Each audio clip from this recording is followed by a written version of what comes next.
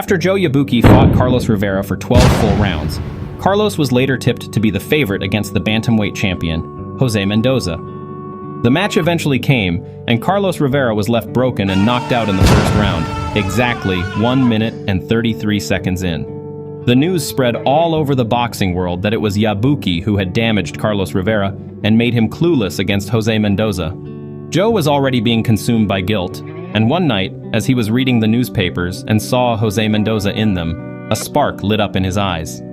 A flame of revenge ignited in Joe Yabuki's mind. The following day, Joe Yabuki set out for a walk, as the past few days hadn't been easy. He saw Noriko Hayashi and said to her, "Do you want to go for a walk in the park?" She replied, "Yes." While they were on the swings, Noriko said, "Joe, I'm glad.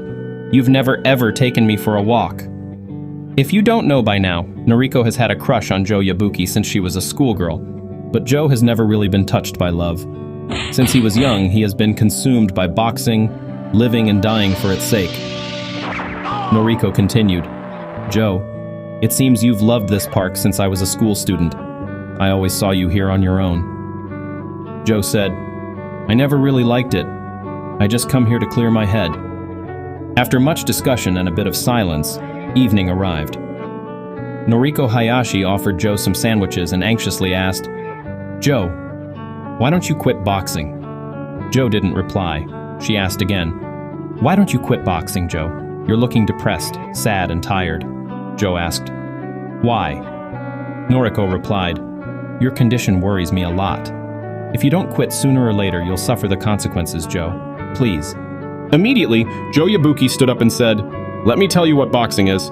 Boxing is a world where you must eliminate the weak to survive. Otherwise, you'll be eliminated. So you have to keep on eliminating them by sacrificing your life. Even if you see your opponent bleed or even die, it's traumatizing, but it's still impossible to stop. It's a strange comparison, like a criminal condemned to death. That's the same thing as a boxer who has shed the blood of his opponent. He is condemned to be a boxer for the rest of his life." Noriko looked at Joe, speechless, unable to understand what was going through his head. Joe continued, "Just as I killed Rikishi Toru, broke Wolf's jaw, and now destroyed Carlos, I must continue. I'm condemned, like a criminal, to keep boxing for the rest of my life." Meanwhile, Dan Pei, the old man, was looking for Joe Yabuki's next opponent across different gyms and organizations, but none of them agreed to let their boxers fight Joe. He was regarded as a cursed boxer, a killer, someone who could probably end their boxer's career. Eventually, Dan Pei realized that he had visited over 10 gyms in Japan, and none of them had agreed to let their boxers fight Joe Yabuki. He then realized that Yoko Shiraki might be his only hope, so he met with her. Yoko agreed to help, but said Joe wouldn't fight a Japanese boxer since they kept rejecting him. Instead, she suggested he fight foreigners and aim higher, like challenging Jose Mendoza, the world champion. The old man was shocked, but Yoko said, "Yes, Carlos is waiting impatiently for Joe to take his revenge against Jose Mendoza." She later assured him that she would arrange Joe's next fight and make sure Joe never found out that she was behind it. Back in the slums, Joe Yabuki and Noriko were hanging out and even went to a club, but Joe wasn't feeling anything. The club wasn't his kind of place, so they eventually left. Outside, Noriko asked him, "Joe, don't you ever feel lonely? People your age run around the city and country, taking advantage of their youth. But you keep wasting your time in a gym that smells old, like Vaseline. You train, lift weights, and punch the bag.